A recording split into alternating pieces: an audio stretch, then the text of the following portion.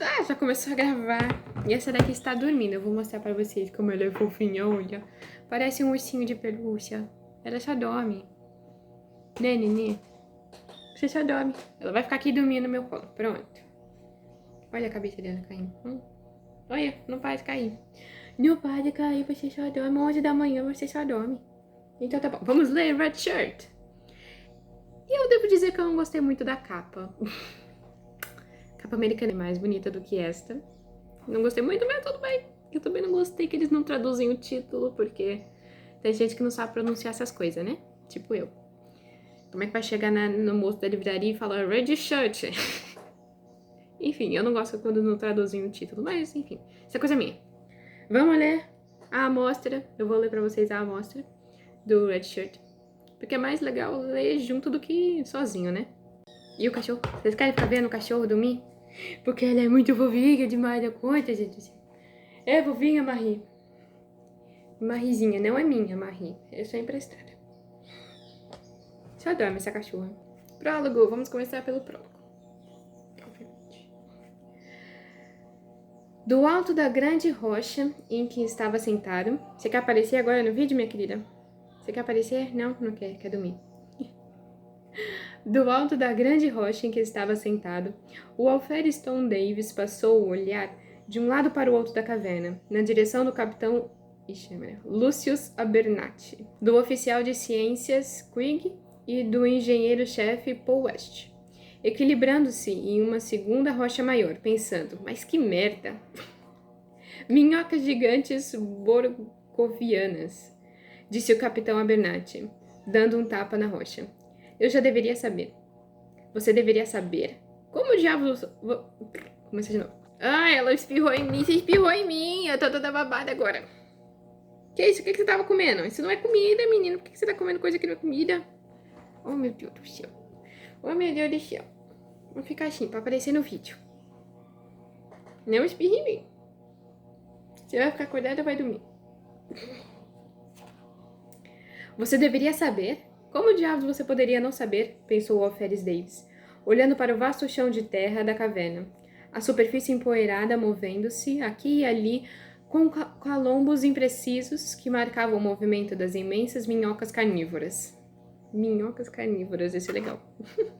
Oi, que é isso? Que foi?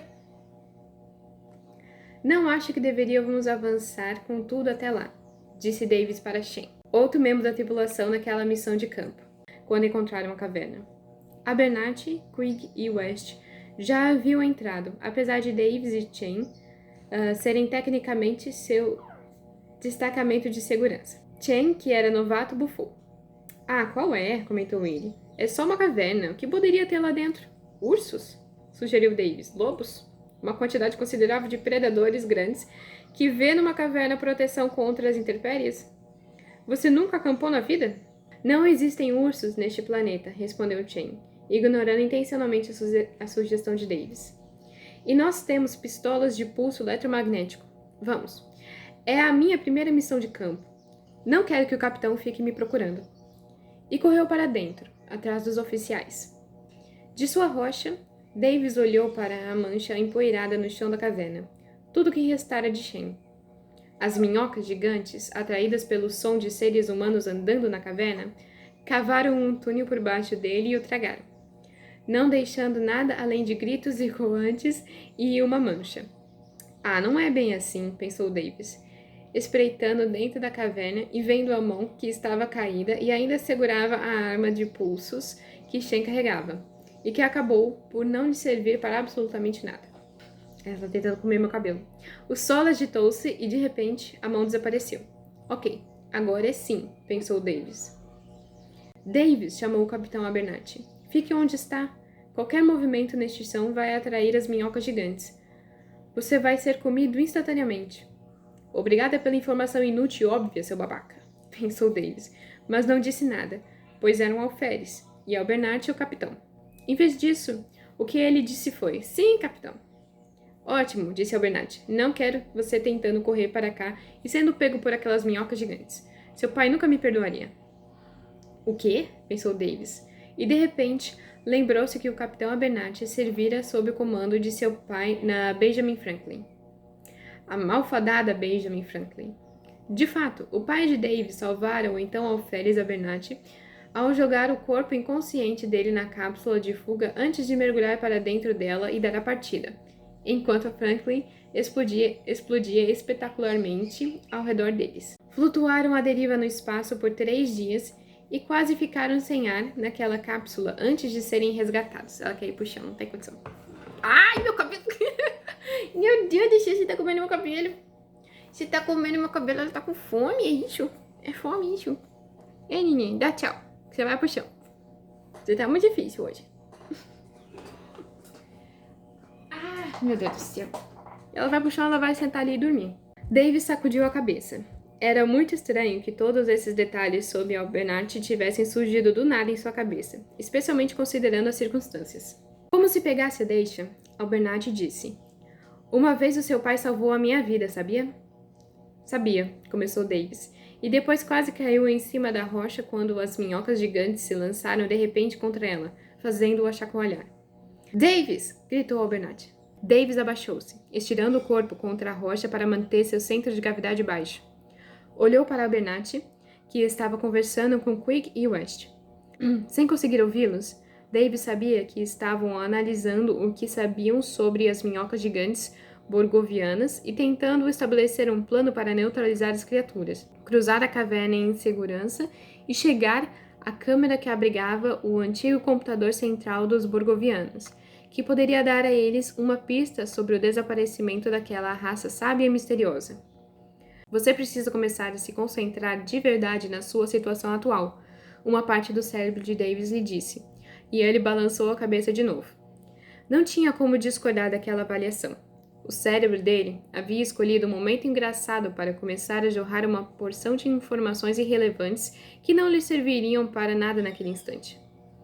As minhocas balançaram a rocha novamente. Davis agarrou-se com toda a força possível e viu Abernathy, Quigg e West ficarem mais rápidos em sua tentativa de resolução do problema. Um pensamento repentino acometeu Davis. Você faz parte da unidade de segurança. Está com uma arma de pulsos. Poderia só evaporar essas coisas. Davis teria batido na própria cabeça se as minhocas já não estivessem fazendo isso ao chocá-la contra a rocha. Mas é claro, a arma de pulsos eletromagnéticos. Pôs a mão no cinto para desprender a arma do coldre. Ao fazer isso, outra parte de seu cérebro se perguntou por que o capitão Abernathy ou outro dos oficiais já não havia ordenado que aquela atitude fosse tomada. Se de fato a resolução era tão simples como fazer as minhocas evaporarem.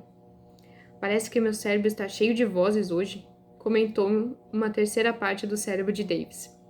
Ele ignorou aquela voz específica e mirou em um calombo móvel na terra, vindo na direção do rochedo em que estava em cima.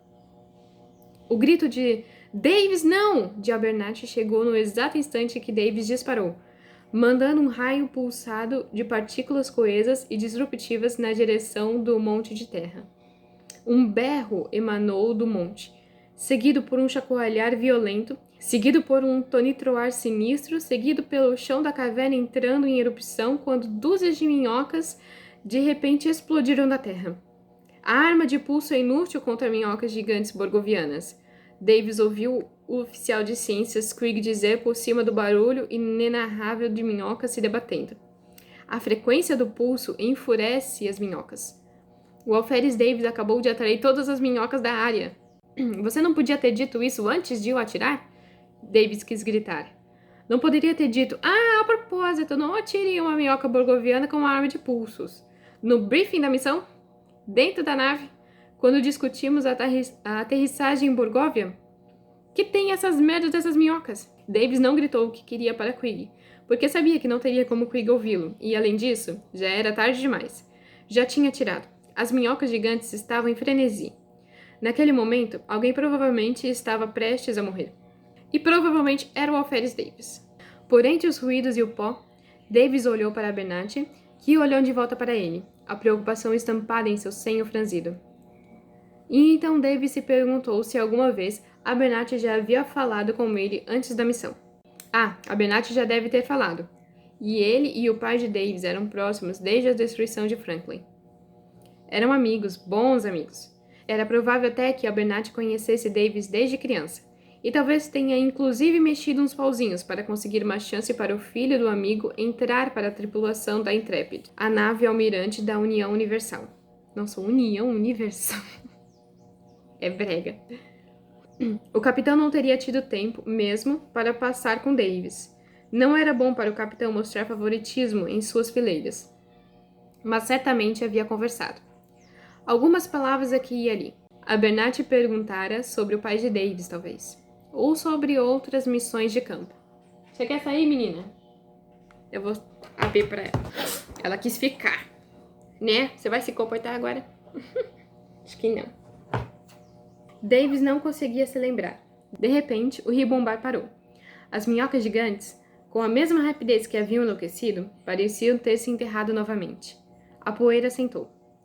Foram embora, Davis ouviu-se dizer. Não, retrucou Abernathy, são espertas demais para isso.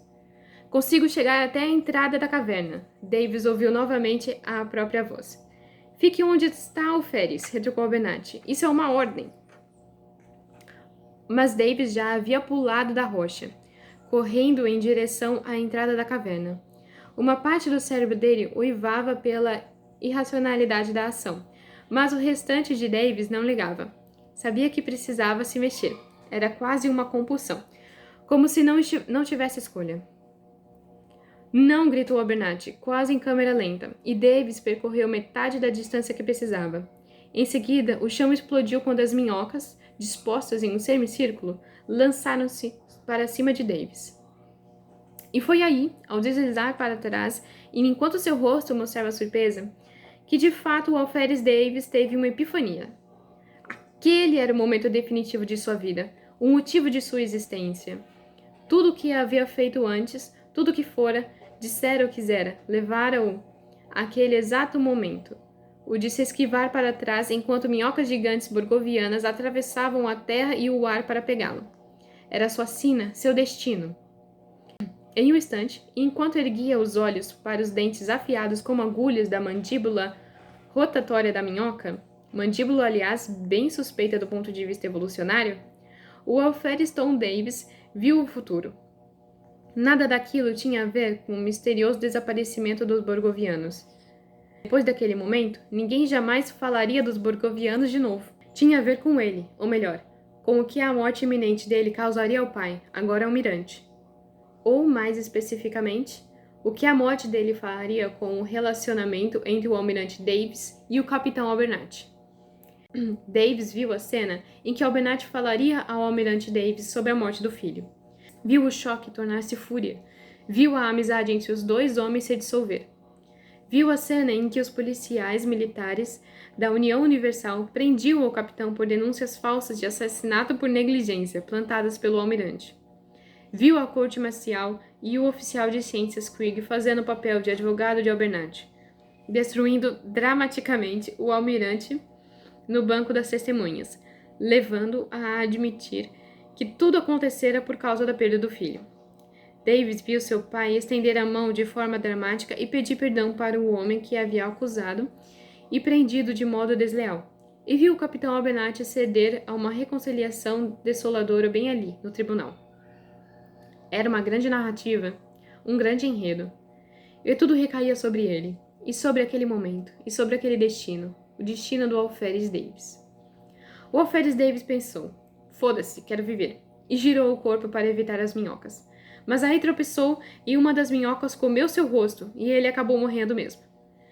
O capitão Lucius Abernathy assistiu desamparado, de um lugar próximo a Quigg e West, a Tom Davis ser vitimado pelas minhocas. O capitão Lucius Abernathy assistiu desamparado, de um lugar próximo a Quigg e West, a Tom Davis ser vitimado pelas minhocas. Sentiu uma mão em seu ombro. Era o engenheiro-chefe West. Sinto muito, Lucius, disse ele. Sei que era seu amigo. Mais que um amigo, disse Abernathy, reprimindo a dor. Também era filho de um amigo. Eu o vi crescer, Paul. Mexi pauzinhos para trazê-lo à Intrepid. Prometi ao pai que cuidaria dele, e cuidei. Às vezes eu o vigiava. Nunca mostrei favoritismo, claro, mas ficava de olho. O almirante vai ficar arrasado, disse o oficial de ciências Quigg. O Alferes Davis era o único filho do almirante e de sua falecida esposa. Sim, comentou Albernati. Vai ser difícil. Não foi culpa sua, Lucius, disse West. Não foi você que disse para ele disparar a arma de pulsos. Não falou para ele correr. Não é minha culpa, concordou Albernati, mas é minha responsabilidade. O capitão foi até o ponto mais distante da rocha para ficar sozinho. Jesus Cristo, murmurou West para Quig, depois de Albernati se afastar e eles ficarem sozinhos, finalmente à vontade para conversar. Que tipo de idiota dispara a arma de pulsos eletromagnéticos em uma caverna cheia de minhocas gigantes? E depois tenta correr pela caverna? Pode ter sido filho de almirante, mas não era muito inteligente. É uma pena mesmo, disse Quig. Os perigos das minhocas gigantes borgovianas são bem conhecidos. Jane e Davis deveriam ter sido mais espertos. Os padrões estão decaindo, afirmou West. Talvez, disse Quig. Seja como for, essa e outras missões recentes têm tido baixas tristes e significativas. Estejam esses homens dentro de nossos padrões ou não, um fato permanece. Precisamos renovar a tripulação. Capítulo 1. O alferes Andrew Dahl olhou pela janela da plataforma terrestre, a estação espacial da União Universal sobre o planeta Terra, e encarou sua próxima nave. Encarou a Intrépide. Linda, não é? Disse uma voz. Dahl virou-se e viu uma jovem vestida com o uniforme de alferes espacial, também olhando para a nave. É, concordou Dahl. A nave almirante da União Universal, a Intrépide, disse a jovem. Construída em 1453 na plataforma de Marte. Nave almirante da União Universal desde 2456. Primeira capitã? Genevieve Chan. Lucius Albernati é capitão desde 2462.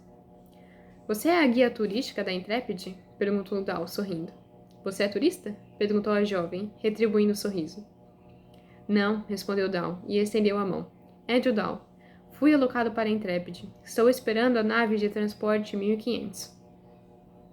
A mulher apertou a mão do rapaz. Maya Duval, apresentou-se. Também alocada para a Intrépide. Também à espera da nave de transporte 1500. Que coincidência! Se quiser chamar 2 membros da frota estelar da UU esperando uma nave de transporte em uma estação espacial da UU para uma espaçonave da UU estacionada bem diante da janela do atracadouro de naves de transporte de coincidência, então é mesmo. Bom, quando você fala desse jeito...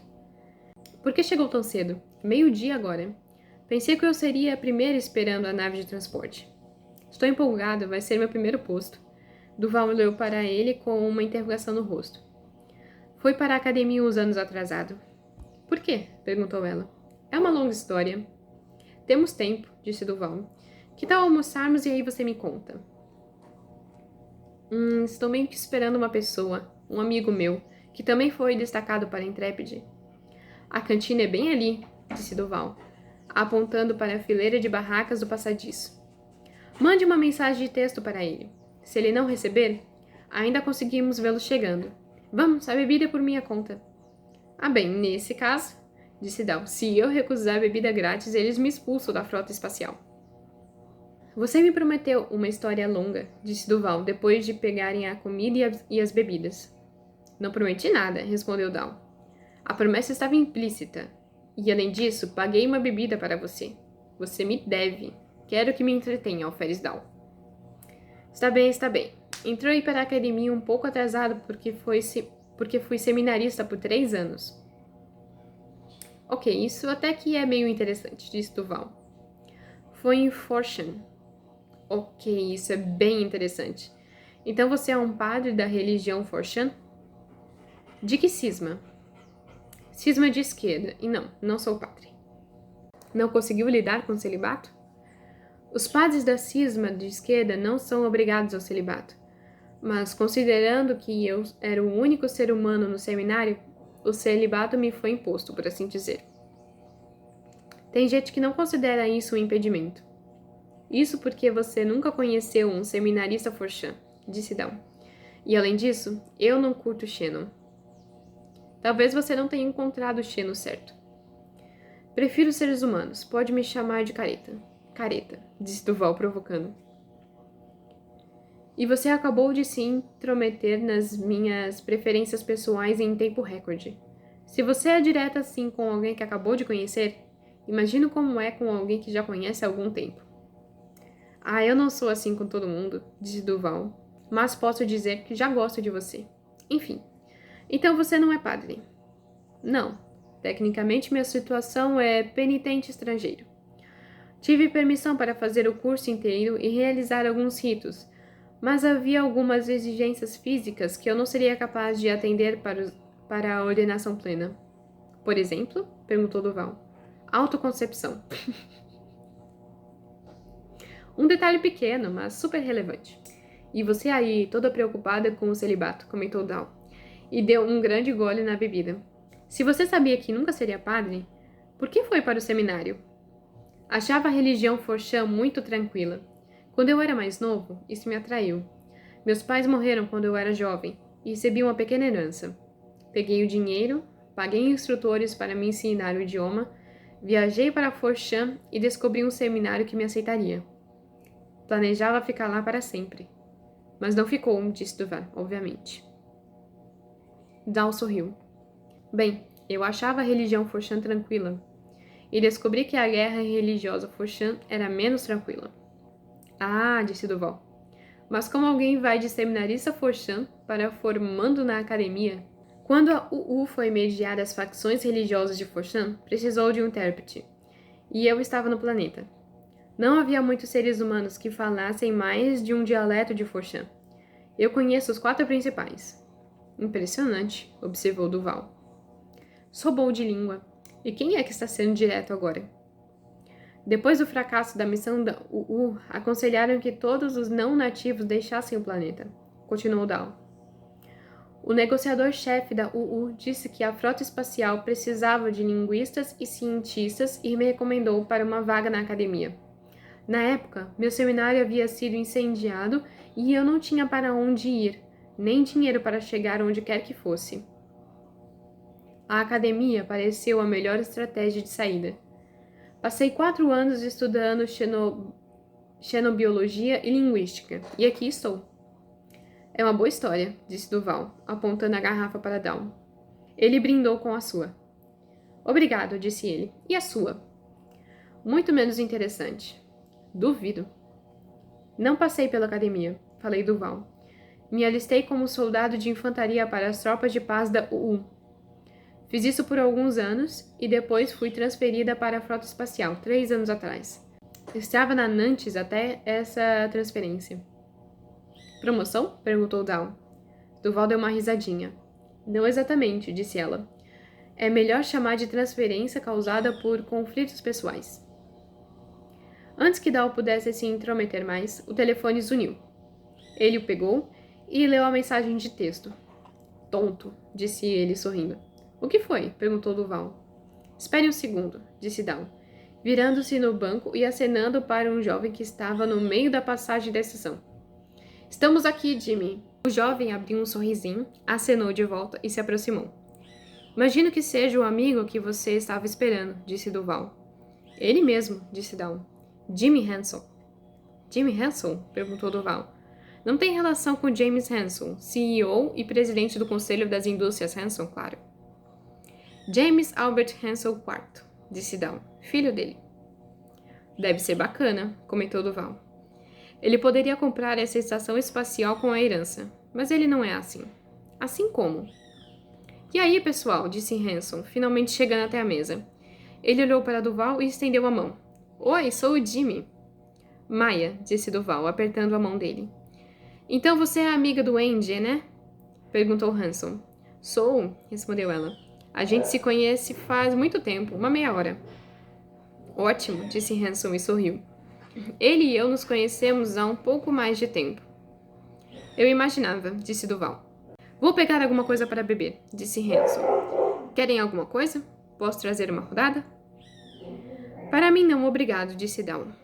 Eu aceito outra, disse Duval, balançando a garrafa quase vazia. Da mesma? Claro. Ótimo, disse Hanson, juntando as mãos. Então volto já. Guardem essa cadeira para mim, tudo bem? Claro, disse Dal. Hanson saiu para buscar comida e bebida. Ele parece legal, disse Duval. Ele é. Não tem tanta personalidade, comentou Duval. Ele tem outras qualidades, como pagar bebidas. Bem, mas não era nisso que eu estava pensando, disse Dawn. Você se importa se eu fizer uma pergunta pessoal? Considerando que já falamos até das minhas experiências sexuais nesta conversa, não me importa. Você já era amigo de Jimmy antes de saber que o pai dele podia comprar 1 ou 2 planetas inteiros? Dawn hesitou por um momento antes de responder. Você sabe o que diferencia os ricos de você ou de mim? Perguntou ele a Duval. Além de ter mais dinheiro que a gente? Confirmou Duval. Não.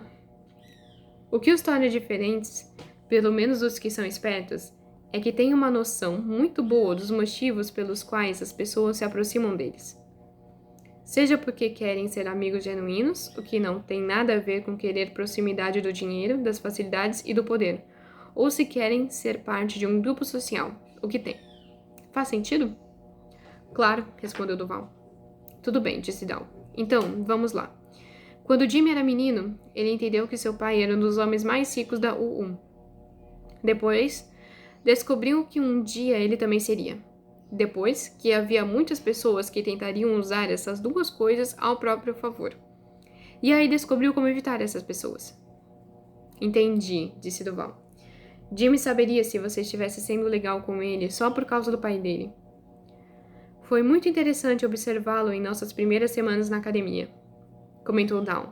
Alguns dos cadetes e até alguns dos nossos instrutores tentaram fazer amizade com ele. Acho que ficaram surpresas com a rapidez com que aquele garoto rico sacou a jogada deles. Jimmy teve tempo bastante para ser extraordinariamente bom em compreender a intenção das pessoas. Foi uma necessidade. Então, como é que você se aproximou dele? Quis saber Duval. Não me aproximei, respondeu Dawn. Foi ele que veio e começou a falar comigo. Acho que percebeu que eu não me importava com quem era o pai dele. Todo mundo ama você. Bom, acho que foi isso, e o fato de eu ter tirado nota máxima no curso de biologia e ele ter problemas nessa disciplina. Só porque Jimmy é meticuloso com suas próprias companhias, não significa que ele não tenha interesses pessoais. Ele parece estar disposto a me considerar amiga, comentou Duval. Isso porque ele acha que somos amigos e confia no meu julgamento. E nós somos? Perguntou ela. Digo, amigos. Você é um pouco intensa demais para o meu gosto. Eu percebi essa sua vibe de gosto de coisas tranquilas. Acho que você não é tão tranquila. De vez em quando eu durmo. Em qualquer outra situação não sou mesmo. Acho que vou ter que me adaptar. Acho que vai. Eu trouxe as bebidas, disse Hansel, chegando por trás de Duval. Ora, Jimmy, falou Duval. Isso faz de você meu novo favorito. Excelente, disse Hansel, estendendo a bebida para Duval e sentando-se à mesa. Então, qual é o assunto? Pouco antes de a nave de transporte atracar, 2 outras pessoas chegaram à área de espera. Mais precisamente, 5 pessoas chegaram. 2 membros da tripulação, acompanhados por 3 membros da polícia militar. Duval cutucou Dawn e Hansel, que olharam. Um dos tripulantes percebeu e ergueu uma sobrancelha. Sim, eu tenho uma comitiva, disse ele. Duval ignorou e dirigiu-se a uma policial. Qual é o histórico desse aí? A policial apontou para o de sobrancelha erguida. Várias acusações, inclusive contrabando, venda de produtos contrabandeados e agressão a um oficial superior. Em seguida, apontou para o outro tripulante, que estava em pé, emburrado, evitando olhar nos olhos de qualquer um ali. Esse pobre coitado é amigo desse aí. Suspeito por associação. A acusação de agressão é forjada, disse o primeiro alferes. O oficial estava doido pra caralho. Com as drogas que você deu para ele, disse o segundo tripulante, ainda sem olhar para ninguém. Ninguém pode provar que fui eu que dei drogas para ele. E, de qualquer forma, não eram drogas, disse o primeiro. Eram fungos alienígenas. E não pode ter sido isso. O fungo faz as pessoas relaxarem, não atacarem alguém na sala para que esse alguém precise se defender. Você deu xenopsido... Nossa, que isso? Xenopseudoagárico. Você deu xenopseudoagárico, não foi? Perguntou Dawn. O primeiro tripulante olhou para Dawn. Como eu já disse, ninguém pode provar que eu dei nada ao oficial, disse ele. E talvez tenha sido. Xenopseudoagárico produz, sem dúvidas, um composto químico que tem efeito relaxante na maioria dos seres humanos, explicou Dow. Mas em 1/10% da população tem um efeito contrário. Os receptores no cérebro são um pouco diferentes dos demais. E dessas pessoas, cerca de 1/10% vai ficar doida sob a influência do fungo. Parece que seu oficial é uma dessas. E quem é você, que sabe tanto sobre fungos alienígenas? Perguntou o tripulante. Alguém que também sabe que, não importa o que aconteça, você não vai subir na cadeia de comando, disse Dow. O tripulante abriu um sorrisinho. Então, por que é que você não está preso? Perguntou Duval. O tripulante apontou para Dow. Pergunte para o seu amigo, já que ele é tão esperto, respondeu. Duval olhou para Dow, que deu de ombros. O xenopseudoagárico não é ilegal, disse Dow. Você não é muito inteligente usar uma coisa assim. Precisa ter estudado xenobiologia ou ter um interesse em reguladores de humor alienígenas genéricos e tecnicamente legais, talvez com fins empreendedores. Ah, tá, disse Duval. Se eu fosse arriscar, disse Dow, imaginaria que nosso amigo aqui... Fim, disse o tripulante, e acenou a cabeça para o outro. E esse é o Hester. Nosso amigo Finn tinha uma reputação em seu último destacamento por ser o cara das substâncias indetectáveis em um exame de urina. Hester bufou.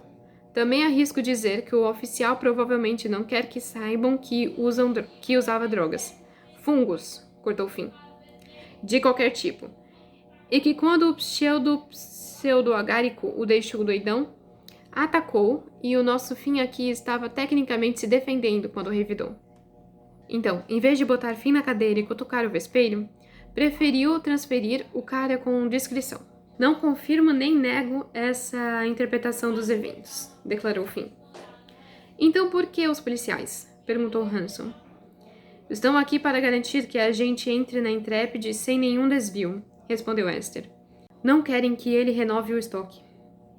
Finn revirou os olhos para a última frase. Durval olhou para Hester. Estou sentindo um ressentimento aqui. Finalmente, Hester olhou nos olhos dela. Esse maldito escondeu o estoque dele no meu baú, falou para Duval. E você não sabia? Perguntou Duval. Ele me disse que eram só guloseimas e que se alguém da tripulação soubesse, fuçaria no baú dele para roubar. Fuçaria mesmo, disse Finn. E em minha defesa, estava tudo cristalizado. Também disse que eram para a mãe dele, retrucou Hester. Bom, disse Finn. Dessa parte, eu de fato menti. Tentei explicar isso para o capitão e o oficial, mas eles não me ouviram, disse Hester. Pelo que tinha visto, eu era cúmplice e nem gosto dele. Então por que concordou em guardar as guloseimas? Questionou Duval. Hester murmurou alguma coisa inaudível e virou o rosto. Ele guardou porque foi legal com ele. E ele não tem amigos, revelou Finn. Então você tirou vantagem dele, disse Hanson. Eu não desgosto dele, disse Finn. E não queria causar problemas. Ele não deveria ter entrado nessa fria. Nada no estoque era ilegal.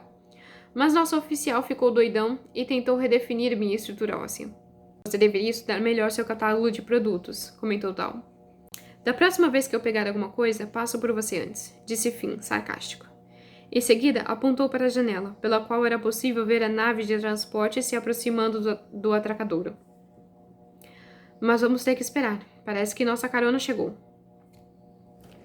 Capítulo 2. Os 4 novos tripulantes da Intrépide foram recebidos na nave por um oficial de baixa patente chamado Del Sol, que rapidamente os conduziu às suas estações. Dow foi recebido pelo oficial de ciências-chefe, Quigg. Senhor, disse Dow, prestando continência. Alferes Júnior Dow, disse Quigg, retribuindo o cumprimento. É um prazer conhecê-lo. Nem sempre recebo os novatos do meu departamento dessa maneira, mas acabei de terminar meu expediente e pensei que poderia mostrar a estação a você. Tem algum item pessoal que precise guardar? Não, senhor, respondeu Dow. O baú dele e o dos outros tinham ido para a inspeção de segurança da nave e seriam entregues nos respectivos alojamentos, cuja localização eles receberiam em seus telefones. Pelo que sei, o senhor passou muitos anos em Forshan e é fluente no idioma, disse Quig. Em todos os 4 dialetos.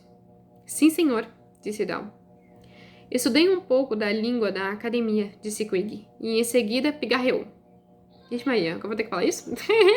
Não vai dar certo. Dal manteve o semblante neutro. Quig havia tentado cumprimentá-lo da forma tradicional da cisma de direita no 3º dialeto, dizendo: eu lhe ofereço o pão da vida. Mas a formulação e o sotaque transbordavam a declaração em vamos... A pessoa riu antes de ler, tá? Vamos violentar bolos juntos.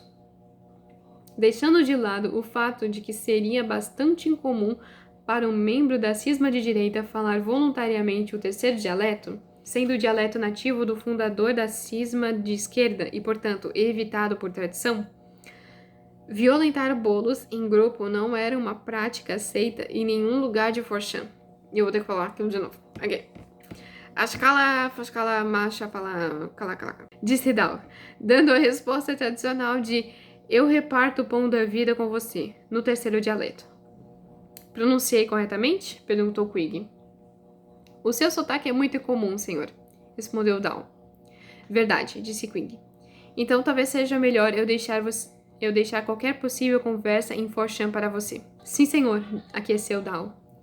Venha comigo, alferes, disse Quig, e saiu a passos largos. Dal correu para alcançá-lo. Ao redor de Quig, a Intrépide era uma colmeia de atividade.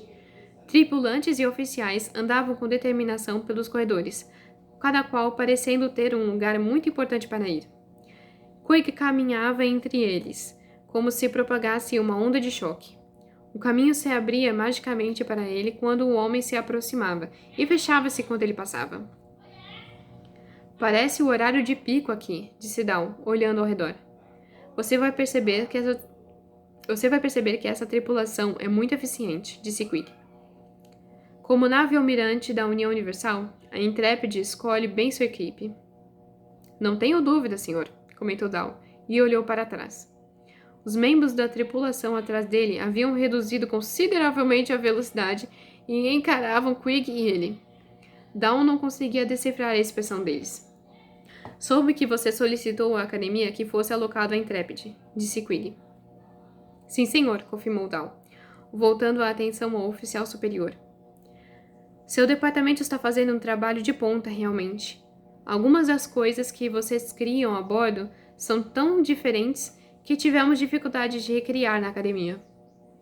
Espero que não esteja insinuando que estamos fazendo um trabalho negligente, falou Quig, num tom desdenhoso e tenso. De jeito nenhum, senhor, disse Dal. Sua reputação como cientista é impecável. E sabemos que, no tipo de trabalho que seu departamento faz, as condições iniciais são significativas e difíceis de recriar. Quig pareceu relaxar com a declaração do alferes. O espaço é vasto, disse ele. A missão da Intrépide é explorar. Muito da ciência que fazemos aqui é de primeira linha. Identificar, descrever, levantar hipóteses iniciais. Depois, seguimos em frente, deixando que os outros sigam o nosso trabalho. Sim, senhor, disse Dal. É essa ciência de primeira linha que me atrai, a exploração. Então, continuou Quig, o senhor se vê participando de missões de campo? Bem diante deles, um membro da tripulação pareceu tropeçar nos próprios pés. Dal o agarrou a tempo. Opa, disse Dal, erguendo o outro. Cuidado com os pés. O membro da tripulação afastou-se. Seu obrigado, murmurado, quase se dissipou quando ele se afastou às pressas. Ágil e educado, disse Dal, sorrindo. Parou de sorrir em seguida, quando percebeu que Quig, também parado, encarava-o de forma muito intensa. Senhor? Missões de campo, repetiu Quig. O senhor se vê participando delas? Na academia, diziam que eu era um rato de laboratório, disse Dal. Quig pareceu franzir o senho. Mas sei que a Intrépide é uma nave de exploração. Estou ansioso para explorar um pouco também. Muito bem, disse Quig, e começou a caminhar de novo. Ser um rato de laboratório é ótimo na academia e pode ser ótimo em outras naves.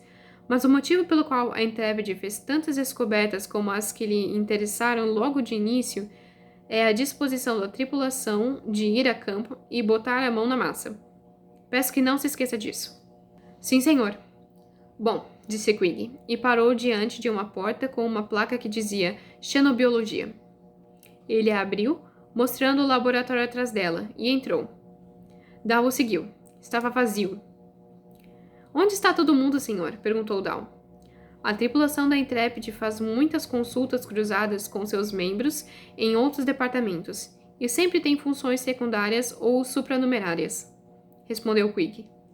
O senhor é supranumerário do departamento de linguística por sua facilidade com Fortran, por exemplo. Então as pessoas nem sempre ficam presas às suas estações de trabalho. Entendi, senhor, disse Dal. Mesmo assim, disse Quig, puxando o próprio telefone para fazer uma ligação. Tenente Collins, o mais novo membro de seu departamento está no laboratório para se apresentar à senhora. Uma pausa. Ótimo, é só isso. Quig desligou o telefone. A Tenente Collins logo estará aqui para recebê-lo. Obrigado, senhor, disse Dal, prestando continência. Quig meneou a cabeça, prestou continência e partiu pelo corredor. Dal foi até a porta e observou enquanto o oficial se afastava. A onda de choque de Quig o precedeu até ele dobrar o corredor e desaparecer de vista. Ei, falou alguém atrás de Dal. Ele se virou. Havia um membro da tripulação em pé, no meio do laboratório. Dal olhou para além da porta, onde Quig havia virado, e depois para o novo membro da tripulação. Oi, disse Dal. Você não estava aí há 2 segundos atrás. É, isso acontece, respondeu o membro da tripulação, que foi até Dal e estendeu a mão. Jake Casaway. And Dal. Dal apertou a mão do outro. E como exatamente isso acontece? Segredo comercial. Uma porta foi aberta do outro lado do laboratório e outra tripulante entrou na sala por ela.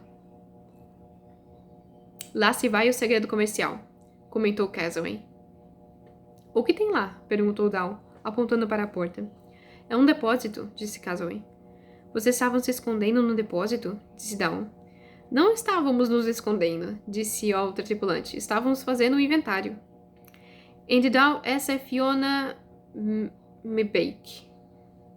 Mebeck, deve ser isso. Disse Casaway. Olá, cumprimentou Dal. Você deveria nos agradecer por estarmos fazendo um inventário, comentou Mebeck. Porque agora não vai precisar fazer isso por ser um novato. Bem, então obrigado. Mas ainda vamos mandar você buscar café, acrescentou ela. Não esperaria menos, admitiu Dal. Ah, olhe, aí estão os outros, comentou Casaway, meneando a cabeça para as 2 pessoas que passavam pela porta do corredor. Uma delas se aproximou imediatamente de Dal. Ele viu a insígnia de tenente em seu ombro e prestou continência. Descansar, disse Collins, e mesmo assim respondeu a continência. Só prestamos continência à torto e à direito quando Sua Majestade passa por aquela porta. Você quer dizer o comandante Quig? Disse Dal. O nome dele é uma piada pronta, disse Collins. A pronúncia do nome é King, que significa... Ah, eu tô falando errado isso? A pronúncia do nome é King, que significa rei. Sim, senhora, concordou Dal. É um humor meio nerd, disse Collins. Eu entendi, senhora, afirmou Dal, sorrindo. Ótimo, porque a última coisa que precisamos é de outro babaca sem senso de humor por aqui.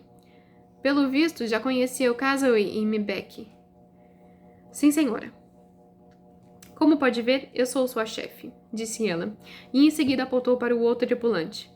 E esse é Ben Trim, que é o vice do laboratório. Trim aproximou-se e apertou a mão de Dal. E essa é a nossa equipe. Falta o Jenkins, disse Mebeck. Bem, ele não verá o Jenkins, retrucou Collins. Talvez veja, Mebeck arriscou. Quando foi que você viu o Jenkins pela última vez? Trim perguntou para Mebeck. Achei que tinha visto uma vez, mas no fim das contas era um Yeti, comentou Casaway. Chega de falar de Jenkins, interrompeu Collins. Quem é Jenkins? Perguntou Dal. Ele está fazendo um projeto independente, respondeu Collins. Muito intenso. Deixe pra lá. Você nunca vai ver o Jenkins mesmo. Mas então, Ela estendeu a mão para uma das mesas do laboratório, pegou um tablet e o ligou. Você veio para cá com uma ótima pontuação na academia, Sr. Down. Obrigado, senhora, disse Down. Flávio Antonescu ainda está à frente do departamento de xenobiologia? Perguntou Collins. Está, senhora. Por favor, pare de botar senhora em toda a frase, Down. Fica parecendo que você tem um cacoete vocal. Down sorriu de novo. Tudo bem. Collins assentiu e voltou a olhar para o tablet. Estou surpreso por Flávio ter recomendado você para a Intrepid. No início, ele se recusou, explicou Down, lembrando a discussão com o chefe de seu departamento na academia. Queria que eu assumisse um posto em um centro de pesquisa na Europa. Por que você não aceitou? Perguntou Collins. Queria ver o universo, não ficar em um túnel de gelo de 60 quilômetros olhando micróbios europeus. Você tem alguma coisa contra micróbios europeus? Perguntou Collins. Tenho certeza de que são micróbios muito legais, respondeu Down. Merecem alguém que realmente queira estudar sua espécie. Você deve ter sido bem insistente para convencer Flávio, disse Collins.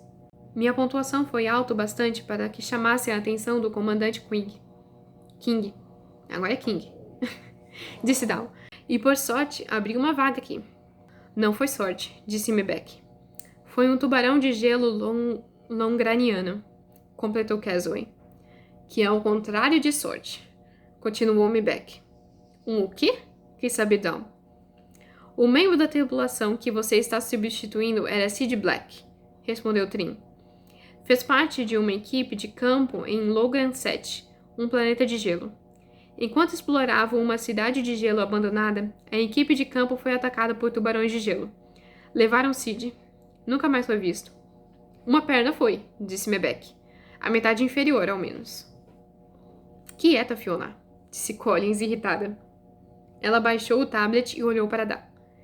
Você conhece o comandante King? Você conheceu o comandante King, disse ela. Conheci. Ele falou com você sobre as missões de campo? Perguntou Collins. Falou. Ele me perguntou se eu tinha interesse nelas. E o que você respondeu? Disse que, em geral, eu fazia trabalhos laboratoriais, mas achei que poderia participar de missões de campo também. Respondeu Down. Por quê? Ele está no radar do King agora. Falou Trim para Collins.